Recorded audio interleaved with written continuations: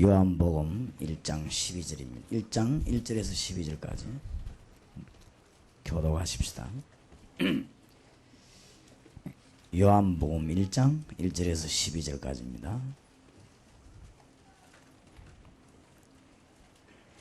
태초에 말씀이 계시니라. 이 말씀이 하나님과 함께 계셨으니 이 말씀은 곧 하나님이시니라. 그가 태초에 하나님과 함께 계셨고 만물이 그로 말미암아 지은 바 되었으니 지은 것이 하나도 그가 없이는 된 것이 없느니라. 그 안에 생명이 있었으니 생명은 사람들의 빛이라. 빛이 어두움에 빛이 돼 어두움이 깨닫지 못하더라. 하나님께로서 보내심을 받은 사람이 났으니 이름은 요한이라. 저가 증거하러 왔으니 곧 빛에 대하여 증거하고 모든 사람으로 자기를 인하여 믿게 하려 함이라. 참빛 곧 세상에 와서 각 사람에게 비치는 빛이 있었나니 그가 세상에 계셨으며 세상은 그로 말미암아 지구가 되었을 때 세상이 그를 알지 못하였고 자기 땅에 오매 자기 백성이 영접지 아니하였으나 영접하는 자 또 그 이름을 믿는 자들에게는 하나님의 자녀가 되는 권세를 주셨으니. 13절 14절 같이 읽읍시다. 이는 혈통으로나 육종으로나 사람의 뜻으로 나지 아니하고 오직 하나님께로서 난 자들이니라. 말씀이 육신이 되어 우리 가운데 거하시며 우리가 그 영광을 보니 하나님의 독생자의 영광이요 은혜와 진리가 충만하더라. 아멘. 다락방 전도운동이 뭐냐 이렇게 묻는 분들이 많습니다. 그러면은 제가 대답하기를, 언약을 붙잡은 백성들이 사도행전 1장 1절에서 11절의 언약을 붙잡은 사람이 사도행전 13장 14절에 시작된 그리스도 운동, 로마까지 장악했고 세계를 움직였던 그리스도 운동, 그것이다. 그게 다락방입니다. 그러면 좀 더 얘기해보라. 그렇게 하면 의도적으로 어떤 지역 속에 들어가서 그리스도의 비밀을 말하게 되는 운동이다. 그러면 좀 더 얘기해보라. 그러면 평신도를 일으켜 세워서 하는 운동이다. 왜 그런가? 지금 우리가 중요한 것들을 잘 보고, 목사님은 그러면 안 귀중하단 말이냐? 그렇지 않습니다.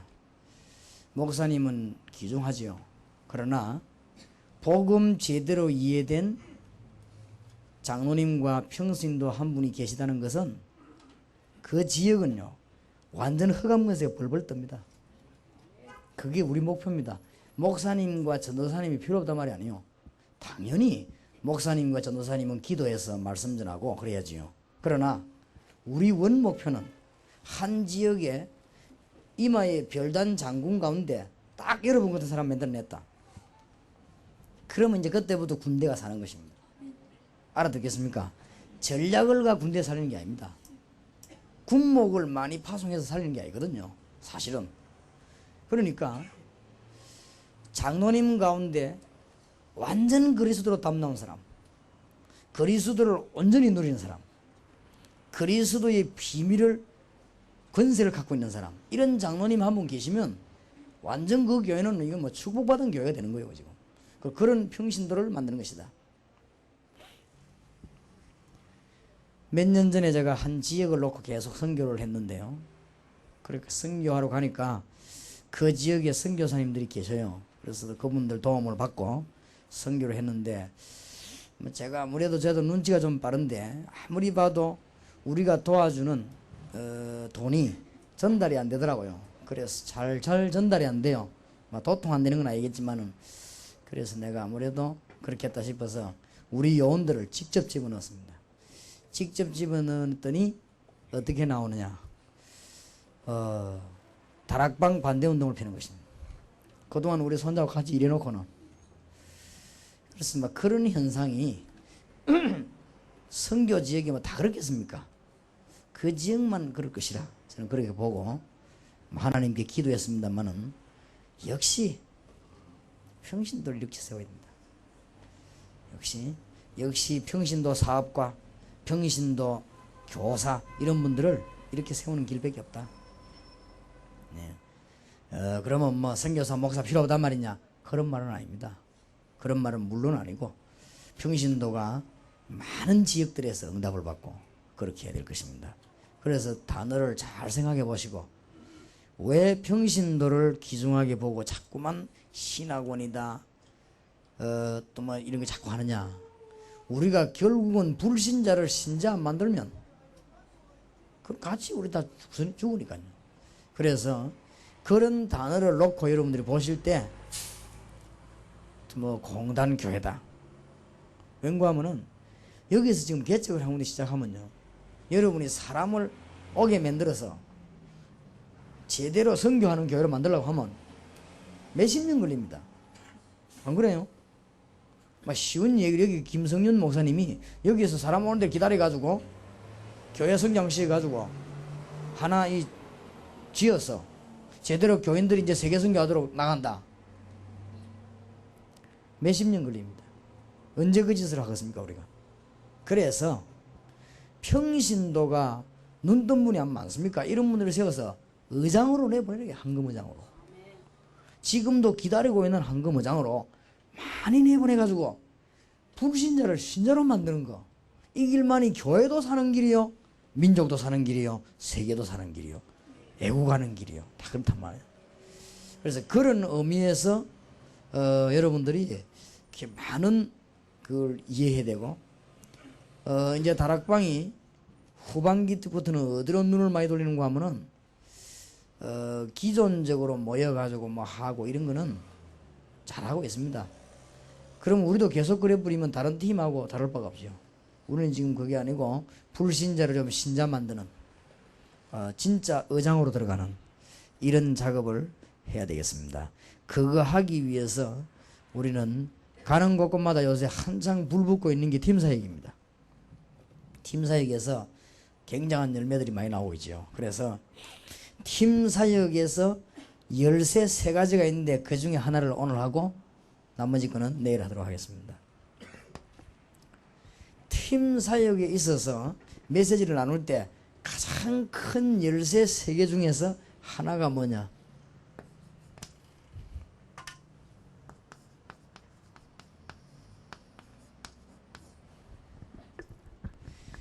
영접의 의미를 제대로 설명한 거죠. 이게 곧 믿음이거든요. 믿음 종류가 많이 있지 않습니까? 안 그래요? 남의 호랭이 얘기도 믿고 많은데 우리가 믿는 믿음은 그런 믿음이 아닙니다. 우리가 믿는 믿음은 요한복음 1장 12절 꼭 얘기해 줘야 돼요. 영접하는 자 곧 그 이름을 믿는 자들에게는 하나님의 자녀가 되는 권세를 주셨으니. 잘 상대방이 알아들어 버리면 아주 여기서 큰 아주 스파크가 일어납니다. 우리가 뭐 일본에서는 멸치 머리도 믿는데 다 그것도 믿음이거든요. 근데 우리가 말하는 그런 믿음이 아닙니다. 뭐를 이렇게 보고 믿는다 이런 게 아니에요. 우리는 뭘 바라본다 이런 게 아니고 영접하는 자 곧 그 이름을 믿는 자들에게는 하나님의 자녀가 되는 권세를 줬어요. 이게 구원입니다. 영접 곧 구원입니다. 중요한 얘기들을 좀 해줘야 됩니다. 이것이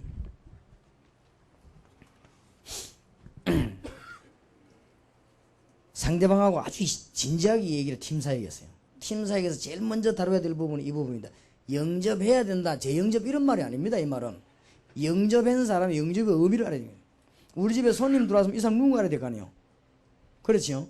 무조건 사람 문 내려주고 가만히 있습니까? 그러면 이 사람이 나쁜 사람인지 좋은 사람인지 뭐하러 왔는지 무슨 대화를 하려고 왔는지 알아야 할 상식이 아니겠습니까? 그렇다면 우리가 주님을 영접한다면 의미를 알아야 될 것이거든요. 이것을 깊이 얘기하는 것이 팀사역의 열쇠 중 하나입니다. 무슨 말인지 알겠죠? 그래서 여러분들이 지금부터 중요한 용어들 만나거든. 구원과 영접의 의미를, 이게 바로 종교와 복음의 차이입니다. 이게 종교는 뭐냐? 뭘 사실 좋은 거를 믿는 게 종교입니다. 그러나 복음은 그런 게 아닙니다. 하나님의 성령이 네 안에 해야 됩니다. 뭔 말 알겠죠? 고린도전서 3장 16절. 우리가 종교를 무조건 나쁘다 이러면 안 돼요. 종교는 좋은 거요. 왜냐? 좋은 거를 믿는 거요. 그러나 복음은 그런 게 아니고 하나님의 성령이 네 안에. 알겠습니까? 꼭 이 이야기, 그걸 깨달은 게 영접입니다. 핵심 때도 얘기했습니다만은 이런 얘기를 쭉 했더니 굳이 이 집사가 자기는 예수를 안 믿었다만 이때까지 나는 예수를 안 믿는데 이제 예수님 믿겠다라고 영접하는 데는 그건 우리가 할 말이 없어요. 그건 뭐 재영접 이런 말이 아니고 그건 우리가 우리 소관이 아니지요. 자기가 안 믿었다는데 우리가 자꾸 믿은 걸로 해줄게 이렇게는 할 수 없는 거 아닙니까? 안 그래요? 그리고 자기가 이때까지 진짜 안 믿었다는데 그럼 뭐 우리가 뭐 봐주고 말이지 이런 게 없잖아요. 뭐 다락방에는 지금 현장팀사에 자기가 안 된 사람 봐줄란가 몰라도 그거는 봐주는 게 아니거든. 그리고 자기가 이제 예수 영접하겠다 이렇게 하는데 우리가 막 굳이 에이, 하지 마라 하면서 니는 봐줄게 이런 법은 없습니다. 안 그래요? 본인이 예수 믿겠다는 데는 이때까지 안 믿었다는 데는 그거는 우리가 고집 피울 내용이 아니에요. 그거는. 그래서 내가 조금 그런 부분들 공청회 때 얘기하려고 합니다. 하나님 앞에서 그동안에 공청회 때 내 말이 전 세계로 지금 200개 교단으로 다 나갈 것인데 어떻게 대답을 해야 될 것이냐 이렇게 고민하다가 고민할 거 없다. 가장 진실하게 말하는 것이다. 그렇게 내 결정을 했어요. 그때 그 시간에 아무 원고도 없이 가장 진실하게 얘기하는 것이다. 그걸 어떻게 말이 나올지는 모르겠고 가장 진실하게. 그래서 하나님의 성령께서 그 자리를 움직이시도록 이렇게 하는 것다. 그때 내가 영접 이런 의미를 얘기하려고 합니다. 그래서 너무나 구원을 구름동네 얘기로, 너무나 구원을 신학 얘기로, 너무나 구원을 사상 얘기를 했기 때문에 사람이 죽는 것입니다. 그게 아니라 이게 굉장히 중요해요. 이거를 예수 믿고 있는 사람의 생각을 확 뒤집어 주는 거예요. 사실은 요한복음에서 예수님이요 유대인의 생각을 확 뒤집었거든요. 유대인의 생각하고 막 영 반대되는 메시지를 뒤집은 것입니다. 그게 요한복음입니다.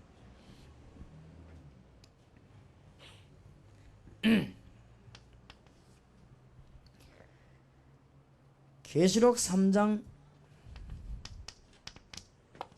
20절을 말하는 것이죠. 주님이 말씀하신 우리 안에 계시겠다고 했습니다.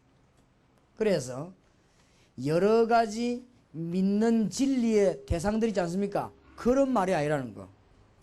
우리가 이 믿는단 말은 주님이 우리 안에 계신 겁니다. 그 다음에 구원받았단 말은 어떤 자격을 얻은 것이 아니고 하나님이 우리 안에 계셔서 우리를 영원히 인도하시는 것입니다. 그리고 종교는 좋은 겁니다. 나보다 그러지 말고 종교는 좋은 겁니다. 그러나 복음은 그런 게 아닙니다. 종교는 뭘 믿는 게 아니고 복음은 하나님의 성령이 고린도전서 3장 힘줄에 우리 안에 계신다고 했습니다. 그렇기 때문에 영원히 안 떠난다고 요한복음 14장 16절 17절에 예수님이 직접 분명히 말씀하셨습니다. 이 주님의 말씀을 깨달은 바울이 로마서 8장 31절 39절에서 그리스도 손 안에 있는 자를 아무도 빼앗을 수 없다고 말했습니다. 이 말은 용기 가지고 마음대로 살아란 말이 아닙니다. 너무나 분명한 진리입니다. 이 뭐 이걸 변경시키는 게 아닙니다. 그래서 구원받은 자는 영원한 축복을 받는데 어떤 사람이 묻는 사람이 그러면 가룟 유다는 왜 그렇습니까? 가룟 유다는 원래 안 믿었습니다. 그러면 원래 안 믿고 사도가 될 수 있습니까? 될 수 있습니다. 안 믿는 사람 가운데 목사 될 수 있지 않습니까? 그래요? 그거는 거짓 고백하면 되니까 얼마든지. 그리고 그런 거는 이 얘기하고 상관없는 얘기입니다. 그러면 안 믿는 사람도 장로 될 수 있냐? 될 수 있겠죠. 자기가 뭐 딴 거 하고 싶어서 그냥 거짓말하면 다닐 수 있겠죠. 그거는 이거하고 상관없는 얘기입니다. 그래서 영접의 의미를 제대로 얘기해 줘야 됩니다. 영접이란 말은 무슨 말인가 하면은 멸망받을 수밖에 없는 우리를 법적으로 신분 바꾸는 것입니다.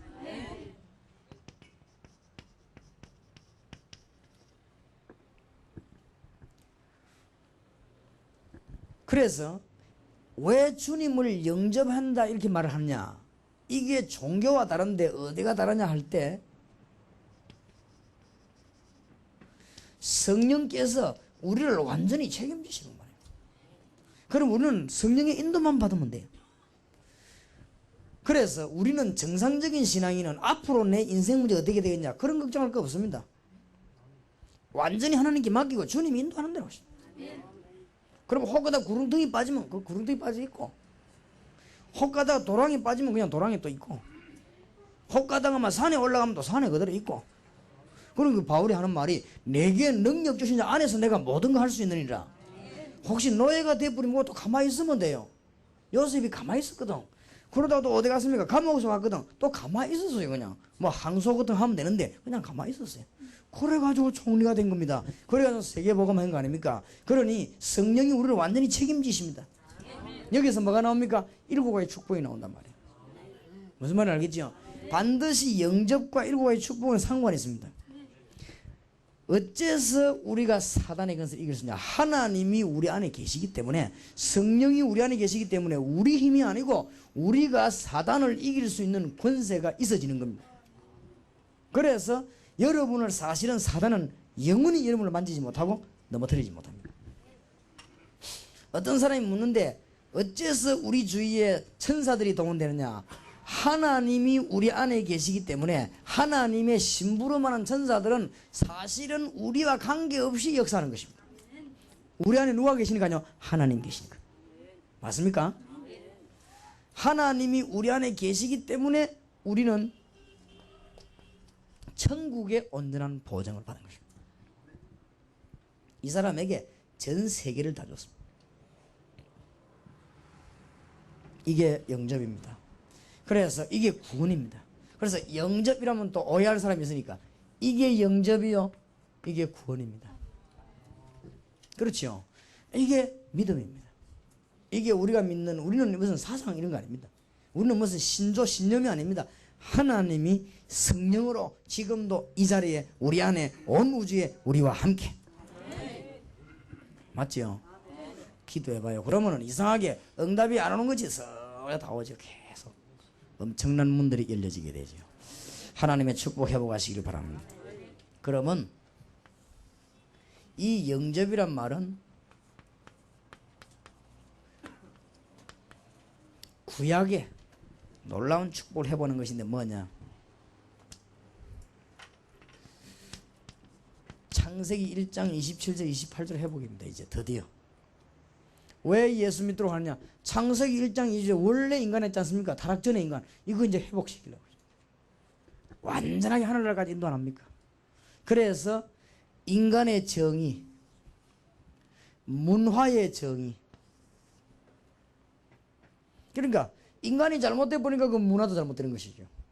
인간의 정의, 인간이란 뭐냐? 하나님이 자기 형상대로 인간을 만들었는데, 인간이란 뭐냐? 가장 정확하게 말하면 하나님의 형상을 받고 만들어진 진짜 걸작품입니다. 이게 인간입니다. 그렇지요? 그러면 문화는 뭐냐? 하나님 축복으로 말미암아 세상을 다스리게 되는 여러 가지 유산을 말하는 겁니다. 이게 문화입니다. 회복된 거죠. 그래서 저는 저하고 같이 다니는 분들 알겠지만 저는 정말로 누립니다. 감사하고 모든 면에 하나님의 축복을 누립니다. 진짜로 감사하고 그렇습니다. 제가 전에는 안 그랬습니다. 정말 지금은 누립니다. 그래서 모든 것 저는 시간도 누리고 다 누립니다. 어쨌든 하나님의 축복을 많이 누립니다. 뭐 낭비하거나 그런 안 합니다만 하나님의 축복을 누립니다. 시간을. 왜냐? 하나님으로 말만 내가 다 회복된다. 그리고 없는 건 하나님 뜻이 아닌 줄 알고 안 합니다. 하나님 뜻에 맞는 것도 하나님 주시니까 빌립보 4장 19절 이런 대로 필요한 모든 것을 채우시리라. 굉장한 기도해 보시기 바랍니다. 창세기 6장 14절에서 20절 회복이 너를 위하여 잣나무로 방주를 만들고 18절에 너와 네 자손을 위하여 방주를 만들고 20절에 생명을 보존하기 위해서 방주를 만들어라. 저거 회복이 영접입니다. 영접하는 자. 그러니까 왜 이 말을 해줘야 되는가 하면은 세상에 있었던 일이니까요. 그러면 또 뭐지요? 우리가 살아가는 동안에 있을 수 있는 문제들이란 말이에요. 홍수로 가지고 멸하지는 않겠지만 그런 저주들은 있을 수 있거든요.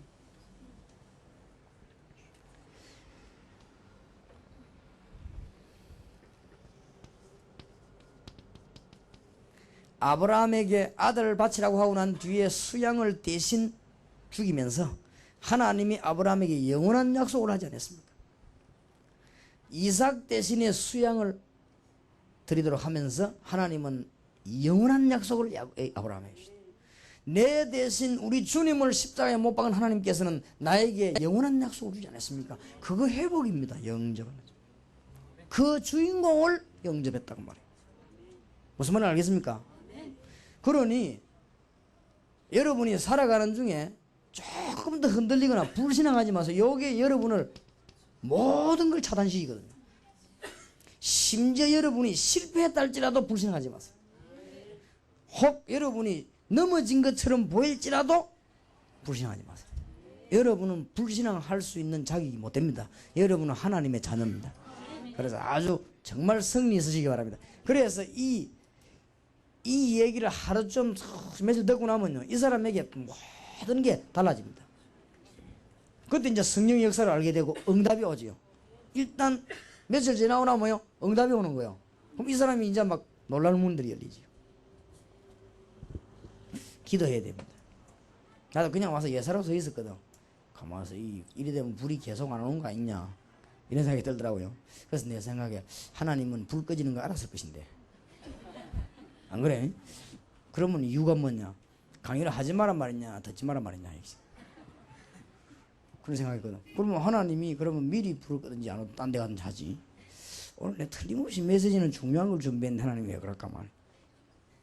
그래 여러분 통성기도 마침 하다가 나도 그때 기도했죠. 아주 기도의 힘이 셉니다. 자부지간.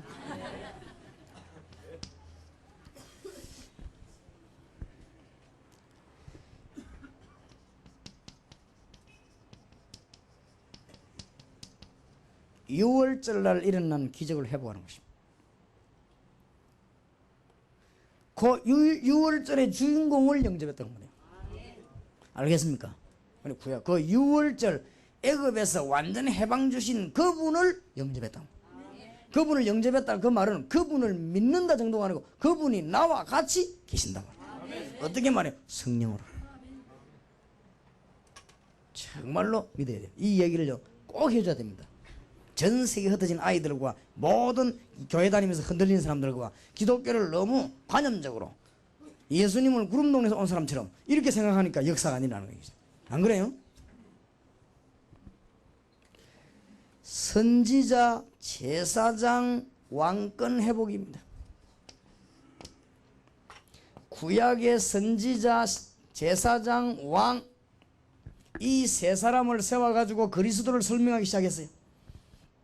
하나님이 이게 구약시대 사건입니다.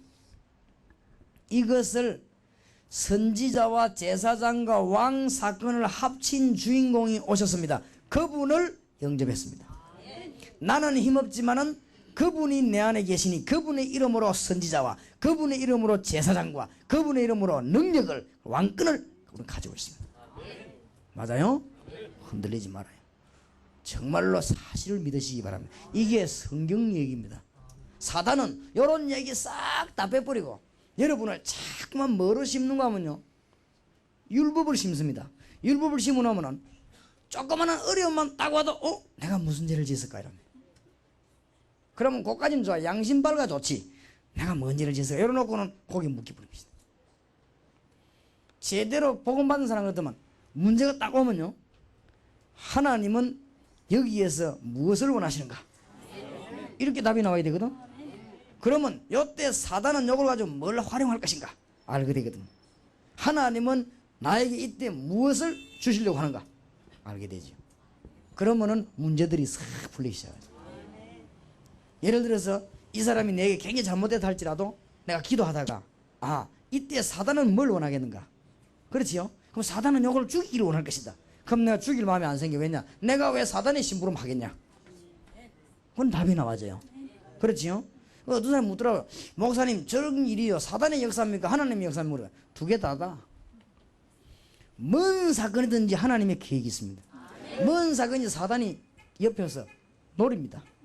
그거는 어쩔 수 없는 사실이거든. 그래서 우리는 양쪽을 볼 수 있는 눈이 있어야 됩니다.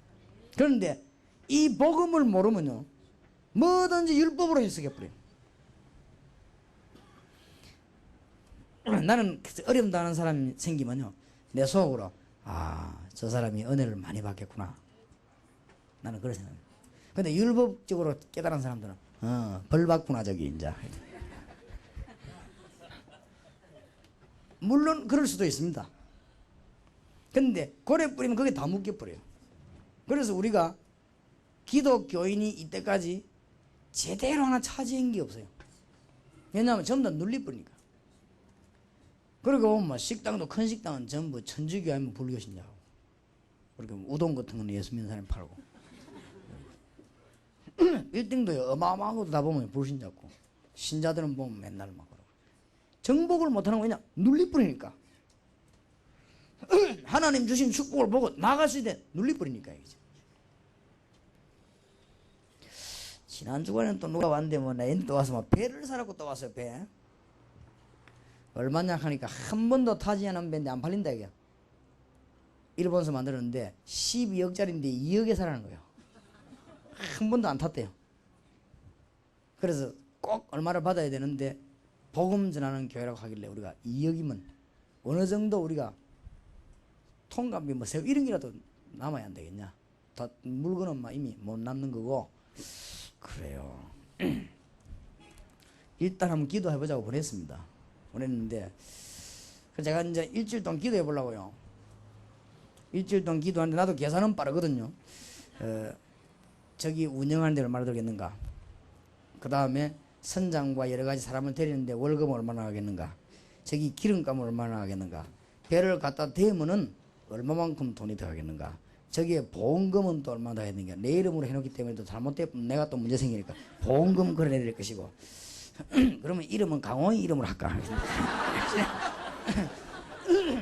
나도 또 그래 머리 잘 돌아가거든. 그래 하다가 저걸 할까 말까. 이제 하나님이 이제 답을 주셔야 되니까. 그러다가 이제 오늘은 무슨 생각이 떠오르냐. 그렇다. 516개 섬을 향한 섬전도 합수훈련을 배에서 하는 것이다. 그러면 안 괜찮겠냐. 그러면은 자체에서 운영이 다 되면 내가 손해도 안 보고 보험도 안 하고. 왜냐하면 좀 생산성이 있어야 되니까 계속 우리가 이게 넣기만 하면 나중에는 운영을 못 한단 말이에요. 좌우지간은 그런 기도 중에 있습니다. 하나님의 뜻이면 뭐든지 할 수 있으니까 선지자, 제사장, 왕권을 운행해 보겠습니다. 여기에 주인공이 오셨는데 그분을 영접했다.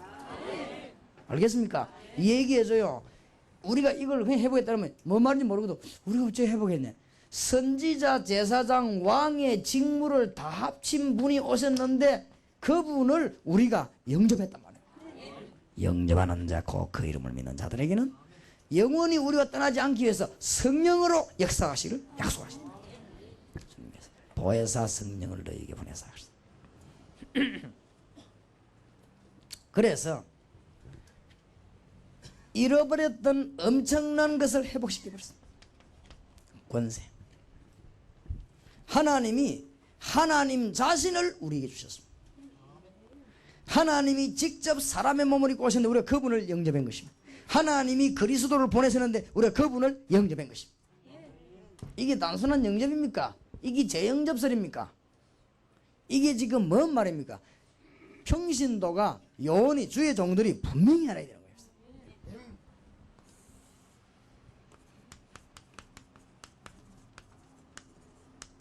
여러분 영접 제도로 얘기하면 그 사람의 역사가 일어납니다. 대역사가 일어납니다. 응답이 온다니까. 응답. 상대방하고 팀사하고 나면 응답이 와야 될 거 아닙니까? 신약의 축복입니다. 마태복음 1장 20절 22절 회복임. 처녀가 잉타하여 아들을 낳으니 그 이름을 임마누엘이라고 하라. 하나님이 우리 곁에 오셨습니다. 우리가 그분을 구주로 영접했습니다. 어떻게 망하겠습니까? 하나님이 그러면 거짓말하라고 수천 년 동안 그랬습니다.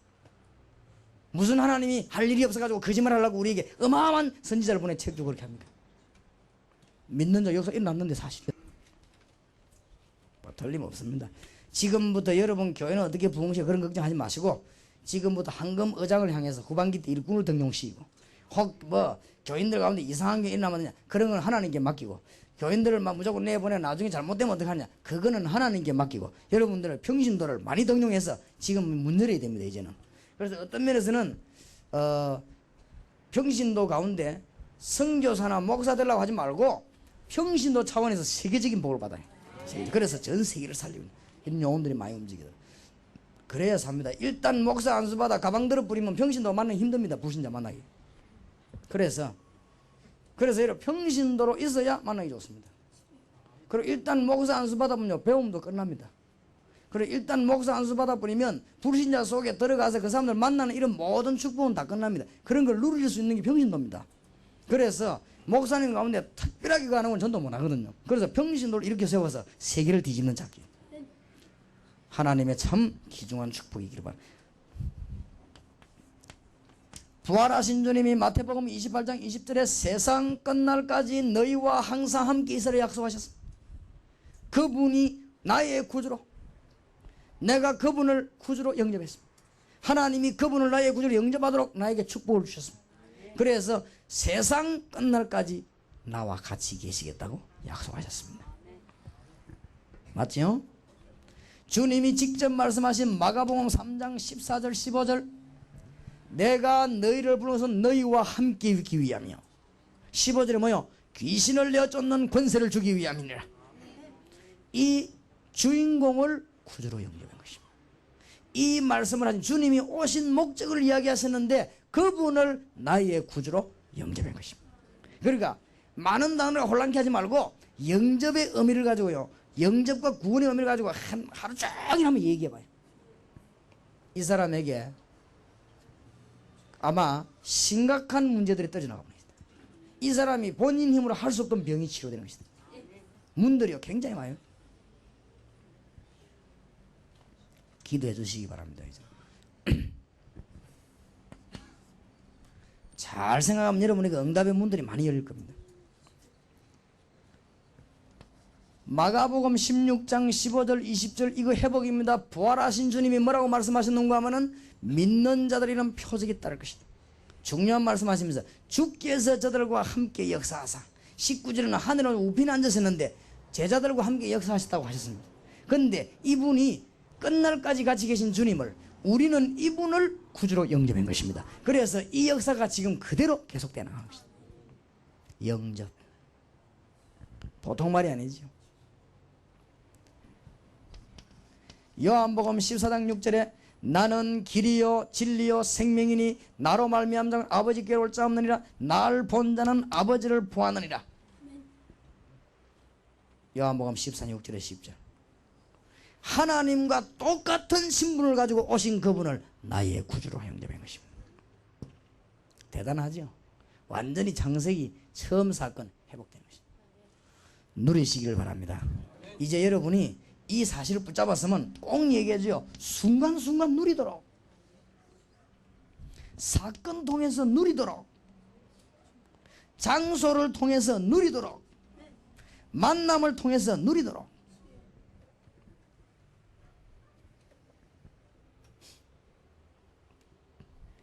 틀림없는 응답이 오게 될 것입니다. 처음에는 아닌 것 해도요 틀림없이 응답이 옵니다. 하나님의 응답일수록 처음에는 조용한 것입니다. 그러나 정확한 응답이 오죠. 우리 어떤 면에서는 막 육신적인 거, 느끼지는 거 이런 걸 하면 나중에 보면 아니거든요. 우리가 막 찌릿찌릿한 이런 거, 넘어지는 거 맞는 거는데 나중에 보면 아니죠. 그런데 하나님의 응답은 조용한 것 같은데 나중에 보면 맞죠. 그래서 불 가운데도 임하지 아니하시고 지진 가운데 바람 속에 나타나 세미한 가운데 나타나셔서 하나님은 엘리야에게 답을 주셨죠. 그래서 믿으시길 바랍니다. 그럼 여러분들이 이제 응답이 오게 될 것입니다. 이야기를 해줘요. 사도행전 1장 8절의 축복 회복. 땅 끝까지 증인이 되리라. 오직 성령이 너희에게 임하시면 너희가 큰 능을 받을 것이다. 내가 너희에게 보혜사 성령을 보내겠는데 능력으로 너와 함께 하겠다. 이 축복이 회복된 이 주인공을 우리는 구주로 영접한 것입니다. 그러니까 엄청난 비밀들이 다 회복돼요. 사도행전 1장 8절의 축복을 내 것으로 만들어 영접하는 자, 주님께서 땅 끝까지 증인이 되리라. 그러니까 구약의 이 축복을 회복하는데 이 주인공을 오시기라고 약속한 그 주인공을 우리가 영접했단 말이에요. 근데 그분이 오셨습니다. 근데 이 축복이 전부 우리 거예요. 왜냐? 그분을 구주로 모시기 때문에 그렇습니다. 여러분에게 앞으로 굉장한 응답이 날 것입니다. 그래서 지금부터 두 가지 준비해야 돼요. 교만 안 해주도록 준비해야 돼요. 두 번째, 절제하도록 준비해야 돼요. 그때 문 열립니다. 제발요. 여러분 저를 한번 생각해 보세요. 제가 성질이 강한 사람인데 제가 이 절제를 안 해봐서 봐요. 얼마나 내가 절제를 못하는 성질인가 하면 동삼제일교회 개척 시작하자마자 뭘 했냐? 미션홈을 한 거예요. 그거 얻어 터진 거지. 쫄딱 망해버렸어 내가. 그때부터 내가 절대 그래 안 하기로. 미션홈 이해도 안 된 걸 보고요. 개척하자마자 미션홈 13개를 열었다니까요. 13개를 놨더니 이 사람들이 막 메시지도 충격받았지 이해는 안 됐지. 미쳐가지고 막 온 동네로 뒤집어 본 거죠.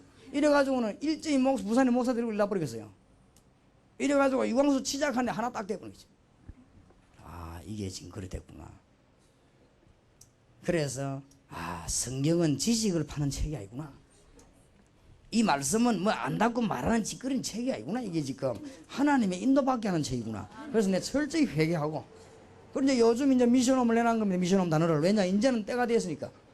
여러분은 몰라서 제가 이거 한 가지 진행할 때 얼마나 난 책임이 있거든. 여러분은 그냥 하면 된다. 난 책임이기 때문에 굉장히 기도를 많이 해요. 그 부분에 대해서. 그래야만 하나님께서 이게 제대로 인도하시는 걸 받을 거 아닙니까? 누가복음 10장 19절. 구원만 받은 게 아니에요. 권세 회복됐습니다. 마태복음 10장 1절. 이 권세가 회복되는 시간입니다.